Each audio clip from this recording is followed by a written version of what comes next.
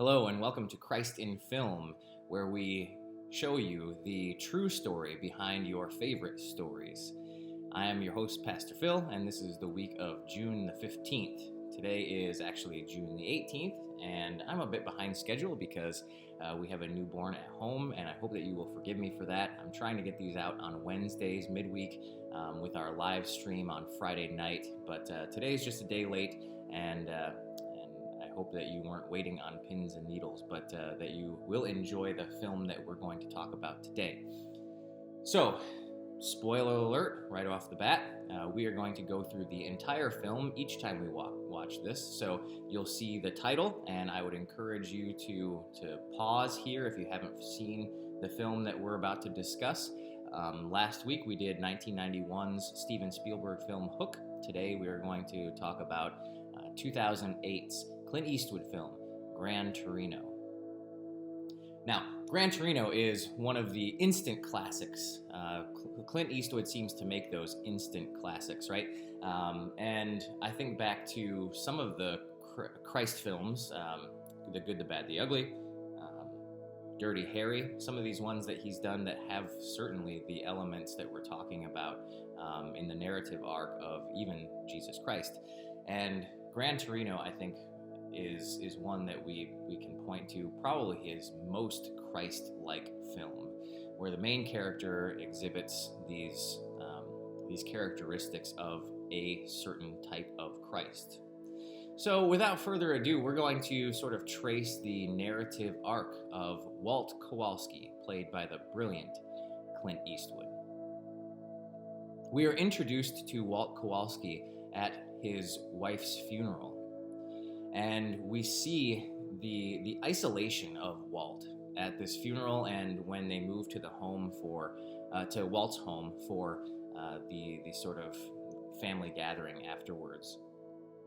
Walt is bristling at all of the interactions that he's being forced to undergo at his wife's funeral. It seems that his wife was the one that sort of united the family and the glue that kept the family together, because the priest says death is bittersweet. He's this like sweet young priest, and it's a pretty shallow eulogy, and Walt bristles. He also sees his own family as being spoiled and self-absorbed, rude, and his family thinks that Walt is always disappointed in them. So we're talking about his two sons and their families. So we find out that Walt worked at the Ford Motor Company, and that he is a Korean War vet, and that his most prized possession is a 1970 Gran Torino Sport, a beautiful car, and that he babies it. It is sort of his pride and joy. He doesn't drive it very often. It sits in his garage, and it's something that he loves to look at more than pretty much anything else in the whole world. And as he looks out into his neighborhood, he sees a neighborhood that is changing from primarily Polish American immigrants and descendants to being descendants of the Asian community, even immigrants of the Asian community, the Hmong community to be specific, and he can only see what he knows about the Asian community that he's interacted with in Korea, and so he is a racist, and he doesn't like what he sees his neighborhood turning into. And so this is our introduction. We have a crotchety old man, Walt Kowalski, played by the brilliant Clint Eastwood, and he doesn't like what's happening in the neighborhood around him. Now comes the catalyst. And we have to introduce a couple characters before we get to the catalyst. There is the character Tao, who is a teenage boy, who is Walt's next door neighbor, and his sister Sue. And we find out that Tao is kind of quiet. He doesn't speak a whole lot. Sue is outspoken and knows English, has a mastery of English very well. She's kind of the go-between between Walt and her own family. And so Sue is sort of the focal point, I think, of this whole story. She's the one who unites Walt, who shows Walt, what her community is really all about, and gets Walt to appreciate it. And Tao is sort of the quiet one, who eventually Walt really identifies with. But we're getting a bit ahead of ourselves. The catalyst moment happens when Tao is trying to be initiated into a gang. Actually, a gang is trying to initiate him. He has really no interest in it, other than he doesn't want to be hurt. He doesn't want anything bad to happen to his family. So the reason why this comes about is because he's getting bullied by a Hispanic gang and a Hmong gang, led by his cousin, stands up for him. And then because they stood up for him, they try to get him to join. And his initiation is to steal Walt's prized possession, his 1970 Gran Torino Sport. And so one night, Tao breaks in, and he's clumsy. He doesn't know how to do that, and Walt finds him and points a gun at him and tells him to get out. And so there's some tension that happens. A week later, the gang comes for Tao and drags him out of the house, and Sue is screaming at them, and then Walt, hearing the commotion, comes out and points a gun right in the face of the leader and says, "Get off my lawn," which was in all of the trailers. But it's this really tense moment that sets the date with destiny for Walt and for Tao and seals them together. Because what happens next is Walt is the hero, and he wakes up the next day and there are people bringing him food. All of his neighbors have heard about this heroic guy who stood up for Tao and stood up to the gang violence that none of the Hmong people, who were very peaceful people, wanted. And so he's getting these followers, and these followers don't look anything like him. They're not his family. They're not the young priest who comes to visit him often. They are people who he has some disdain for. I think you could make the argument that in this film, the catalyst and the enemy alerted and the first campaign sort of all happen at the same time, only after which does Walt, the main character, the Christ character, finally get some followers. But you could also make the argument that an early campaign happens later on when Sue is being harassed by the Hmong gang, and Walt kind of cruises by, and he threatens them with his Colt 911 pistol, and gets them scared off. And so the enemy is alerted there too, but that's also one of his miracles, is that he is standing up for the people who he doesn't know against the people who he doesn't know. He's this total outsider, although he's the one who has always been there. See, I think that's one of the motifs that a lot of people miss, and even I missed the first couple times that I've watched this film, is that Walt has always been in the neighborhood. He has seen the neighborhood change. He has seen the gang violence arise. He has seen all of these things happen, and yet he is the constant, and his neighborhood is changing around him, and finally, the neighborhood doesn't recognize him. Just as much as he doesn't recognize the neighborhood doesn't recognize him. He is the outsider now. And his own don't recognize him. His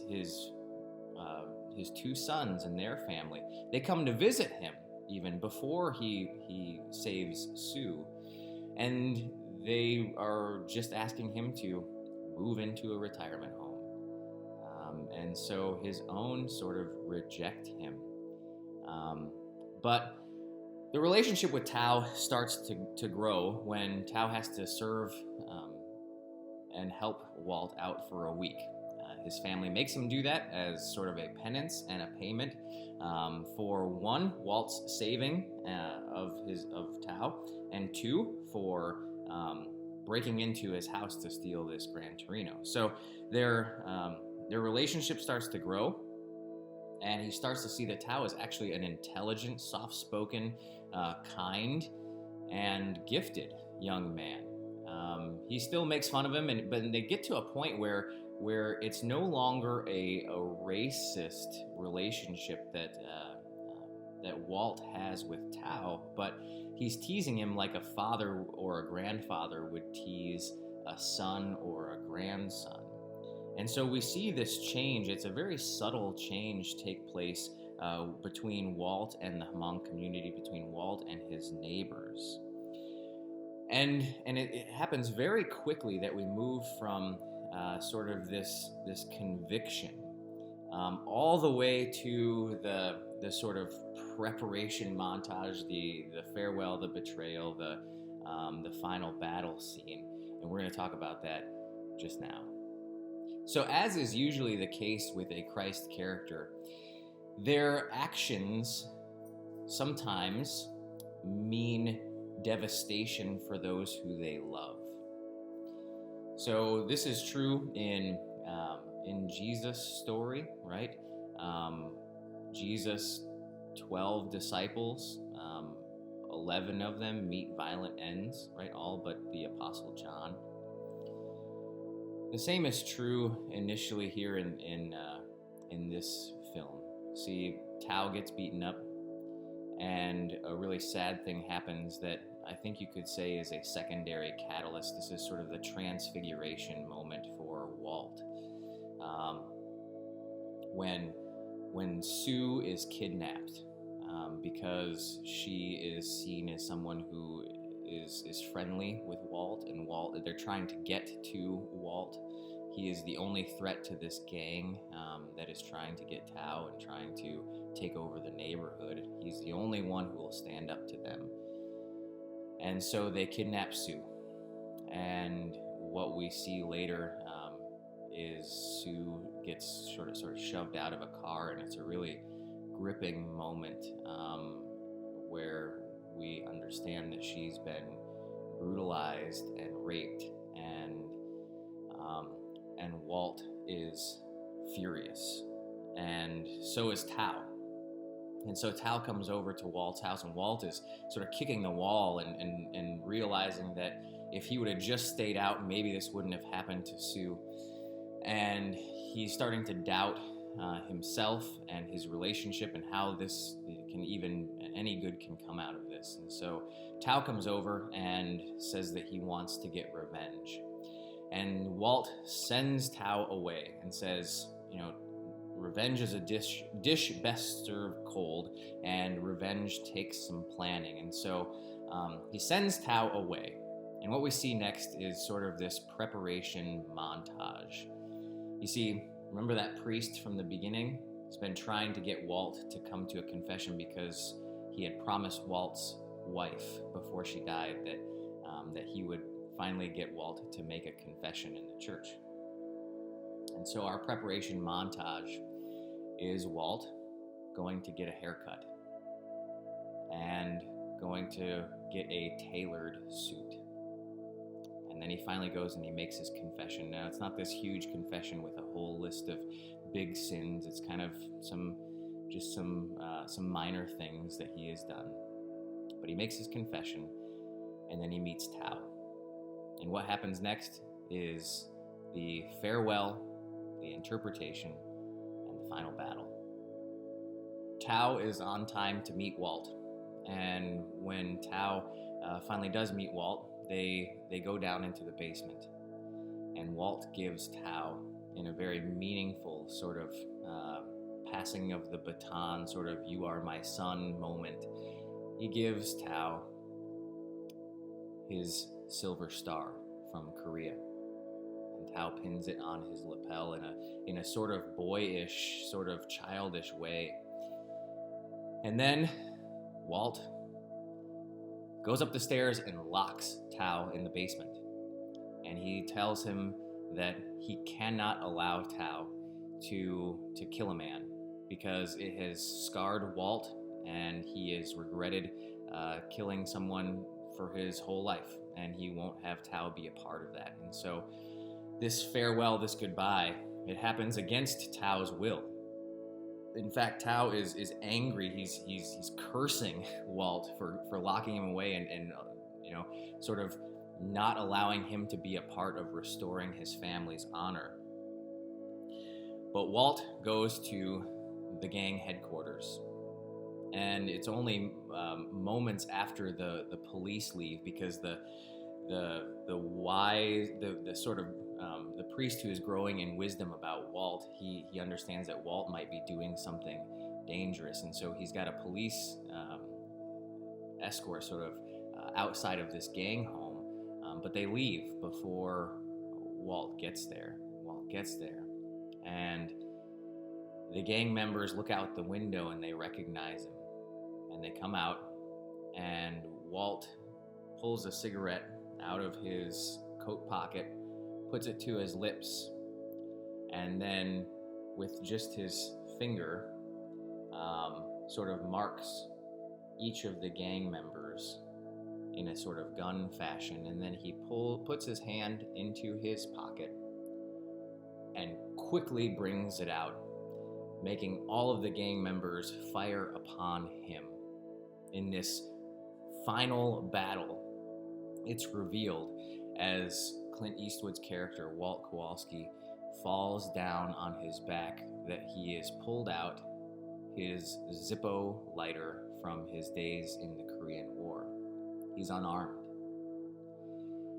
And he dies in cruciform. He dies with his arms outstretched and his legs together, symbolizing that, after all, he is the Christ figure.